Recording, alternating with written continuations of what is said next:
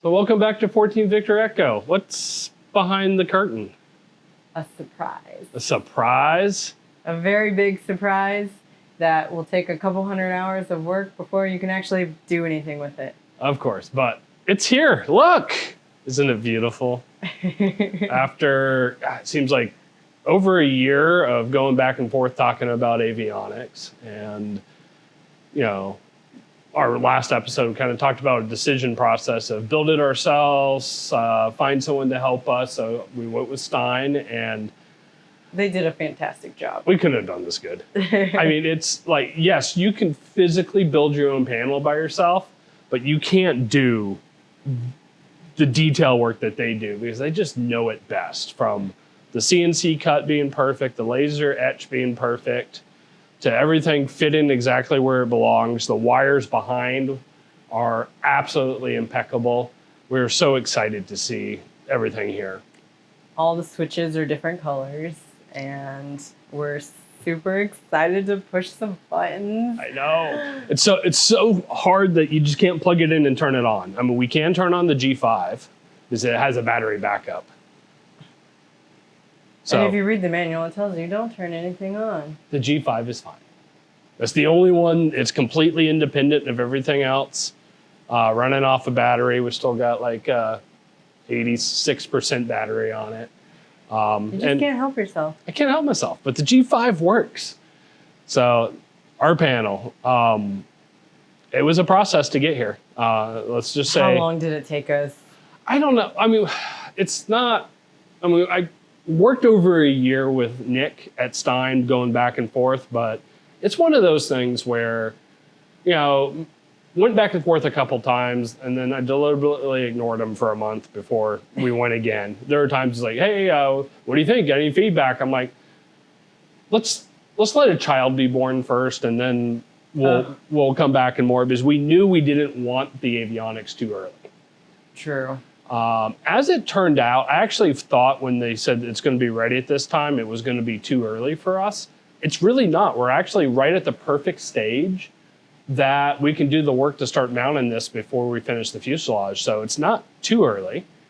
Depending on how much you keep an eye on our build, you'll know that we have not riveted in the forward fuselage.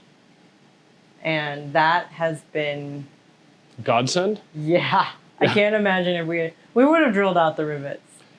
It would have been a lot. And like the quick build fuselage comes with that riveted in place. It is possible to do what you have to do with it riveted in place. It's 10 times easier if you take the forward fuselage, which we have right back here, and the actual instrument frame, take it off and put it on the counter, because you can work on the bench on it and do a lot more.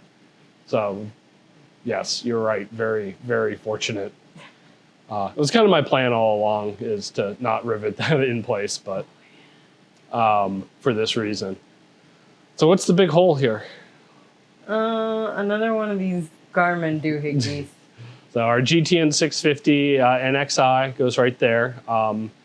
So what's next? You know, with Stein, again, one of the most frustrating words in these avionic panels is it's plug and play, right? Oh. Ish, with the emphasis on ish. There's a lot of remote mount stuff that needs to be done. So all the actual units, you can see this walk around that we shot, showing roughly where things are going to get mounted. So now you have to either drill into the instrument panel and put nut plates, or use bolts, nuts and bolts, to put different things in place. Or in some places you need to build a rack or a shelf unit for it. So we kind of went around, and we did take what I believe is the hardest one, and we're about 99% done with the hardest one. And that's mounting our remote radio and our remote transponder in where the glove box goes, that no one on the 14 uses the glove box. The 205 and the 245. It's a 45 and a 205R. I know one of them is a 45. The big one on the bottom. We have a picture that shows us what goes there. We'll be all right. Yep. So And you can see like when we worked with Stein on where we're going to remote mount things, we used a very high fidelity blueprint. He sent me a CAD drawing of where it roughly goes, and I just cut and pasted off that CAD drawing onto pictures I took of our panel. And that's where it's going to go. So that map box that, again, what RV-14 actually uses the map box? It's a, I saw someone turn it into like a little mini cooler. Okay. But you can't have a screen on the right side if you're going to use it. Oh, that's true. Yeah. So, I know a lot of people don't have a screen on the right side. Yep. So if you're using dual screens, obviously the map box gets covered up, which makes a natural place for equipment to go. Just got to build the rail that goes there. So it's not that bad. I think we spent more time trying to figure out what our plan was than actually building. So in real terms, we spent more time arguing about what we were planning to do instead of just doing it. Yeah. But it's almost done now. With a little bit more. Yeah, we got, actually it's just putting it together and setting some screws. Of course, I may want to take the side rails off and paint it, but we'll see. And then mounted in the VPX is just a couple pieces of angle bracket that you turn into a shelf. When you mount it, you got to think if you ever have to get it out later, is it accessible? And I think our first couple plans on how we're going to mount the transponder and the radio and the map box was not going to be easy to get out without taking the panel all the way off. And we've been told you don't want to do that. Yeah, and now if looking behind here and seeing the wires, it's not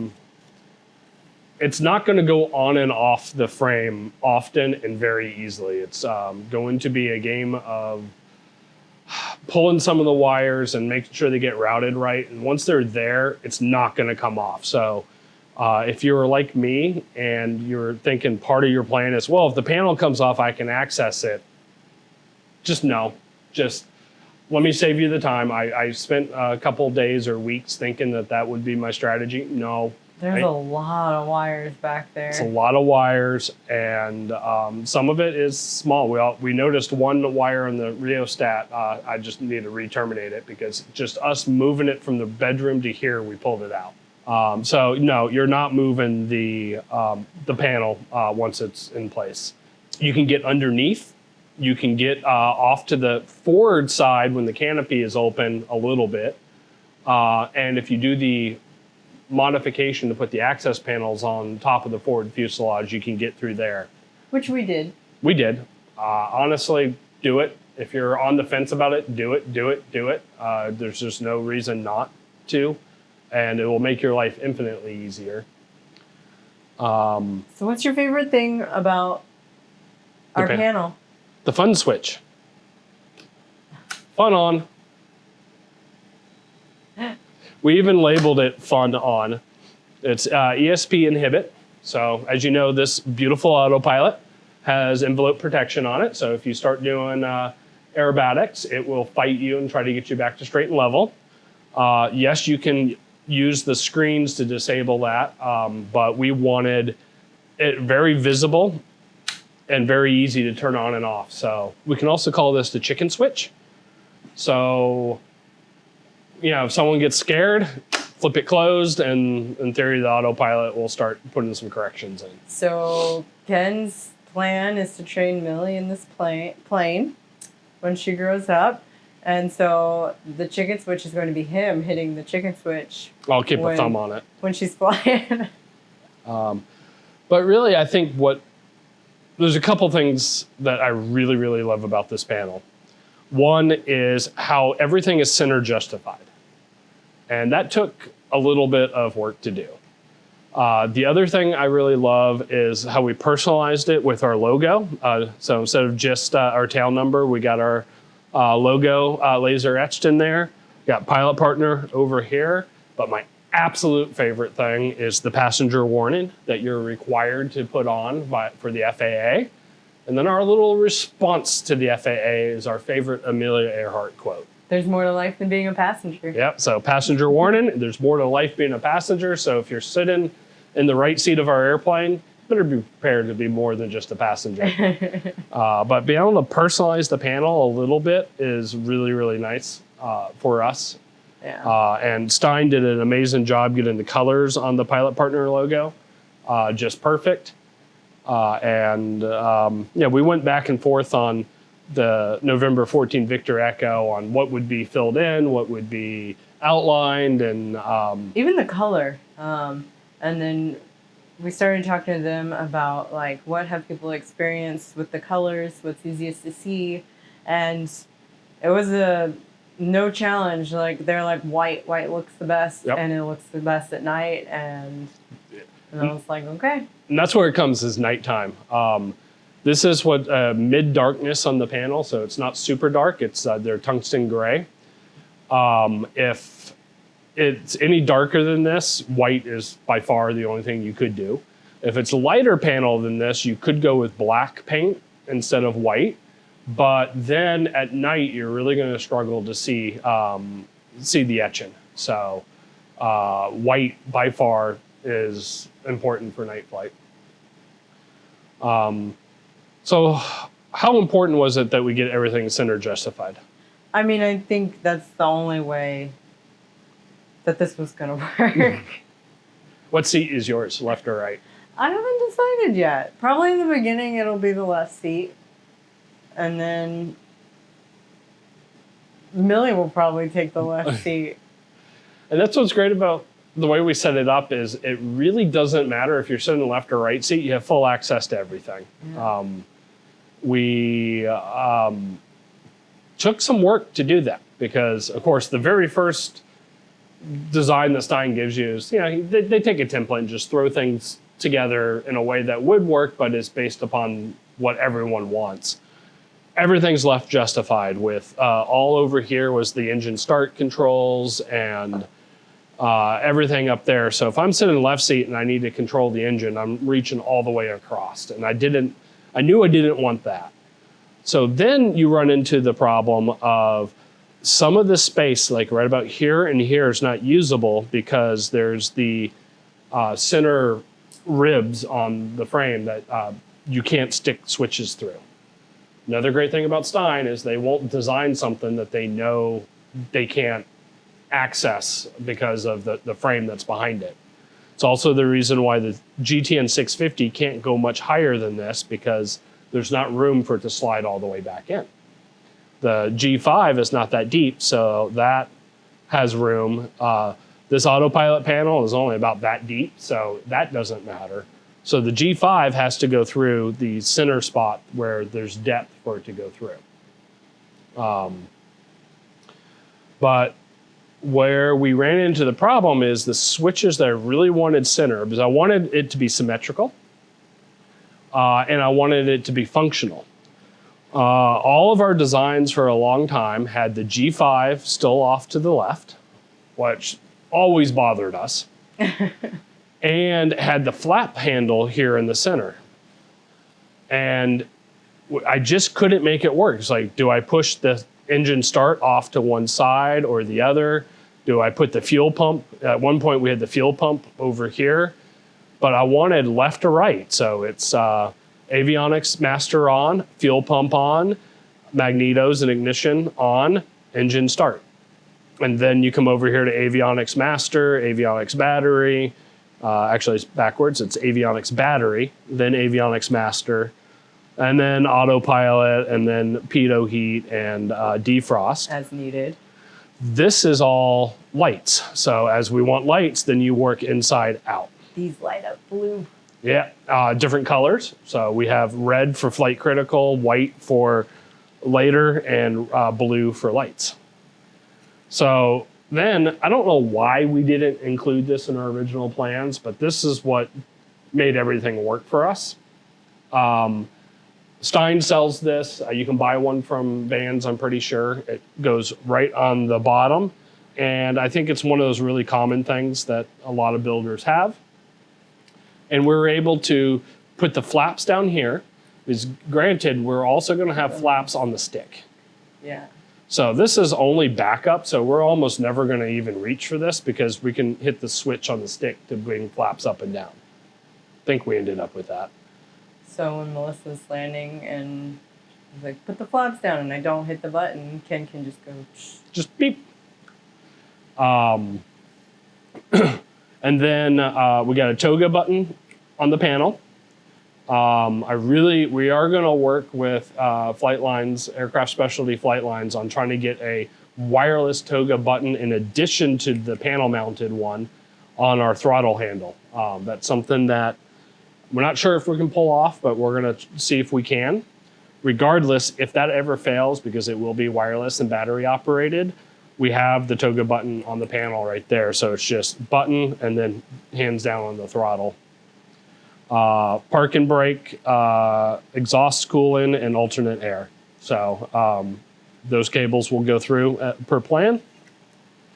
And yeah, it just took many, many iterations to get here. You got to show them the best part. What's the best part? Our key. Oh, our key. The key. Every airplane has to have a key. Yeah. So yes, it's push to start. The lower panel is actually back behind here, so I'm going to get some B-roll showing you what's on the lower panel. Including our key. Our key is nothing more than a interrupt for the starter. So without the key, you can turn on the electronics and look, but you won't be able to start the engine. Maybe you could hand prop, I don't know. But anyways, it's enough to keep honest people honest. It's not gonna, if someone really wants to steal an airplane, no matter what, they'll build a hot wire and figure it out. It's just like our trucks, though. If you don't have the key in the truck, you can't start the truck. Exactly. So also on the lower panel is a switch for each stick, so we can disable the buttons and switches on the stick. That's important since it's highly probable you'll be flying with a toddler. Yep. So keep her hands off the buttons. And she'll be like, wee! Likewise, on both sides, we have also added a push-to-talk panel on the panel. Yeah. And the reason I like, and I think you're going to like it, is when the autopilot's flying, you don't want to grab the stick and interrupt the autopilot. So you can always use the stick or the push-to-talk in the panel. It's an either or. It's not one or the other. Yeah. So we have that. Our ELT control panels on the lower panel, and so are the fuses that are required for the PMAGs. Which those are things that you won't be accessing in flight often. So they're down in the lower panel, and we are going to do the 45-degree or the angle kit to bring that forward a little bit. So it'll be center console with throttle, fuel selector, then the lower panel, then the lower panel, which is the flaps and cables, and then this panel. So, what's your favorite part? My favorite part is going to be when it's in there and we're using it and we're flying with it. It's going to be exciting. I did go with the hard lights for the master caution and warnings up here, and it's pressed to reset. During the time we were designing the panel, Garmin came out with an update to the G3X that supported these buttons, so we had those added. I kind of like having it very physical, and yes, that is left justified, but hey, something's got to be on the left side. This side's a little naked over here. Yeah, I do think we're going to end up doing a iPad mount there where we drill through this panel, which is sad. And maybe, why didn't you have them do it? Because they didn't. I actually asked them and said, no, well, you need to get your own mount and figure out what the hole pattern is.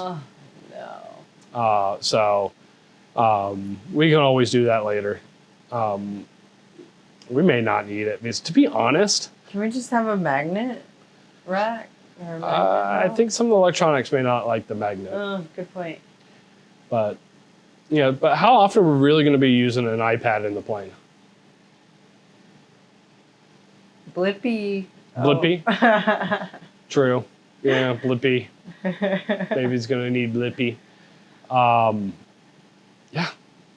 And what was really exciting is I got to go up to Wisconsin and meet with Stein when this panel was about 95% done. and got to meet with the people who are actually putting it together. And, I went up there thinking the main story was going to be the equipment in the panel and how cool the electronics were. And trust me, none of that disappointed. These are your keys. Hold on to the keys. Okay, got it. None of that disappointed at all. But what I did not expect, and what my real story is of going up and visiting with Stein, it's the people. I have worked, pretty closely with Nick during designing the panel, hung out with him at Oshkosh multiple times.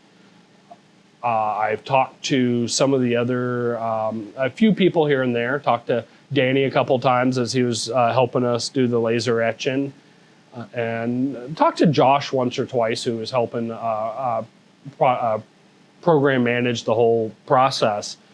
But there's so many people at Stein that I had never talked to, and you probably will never talk to. Those are the hardworking people down on the floor who are actually cutting the cables, plugging things in, and testing it.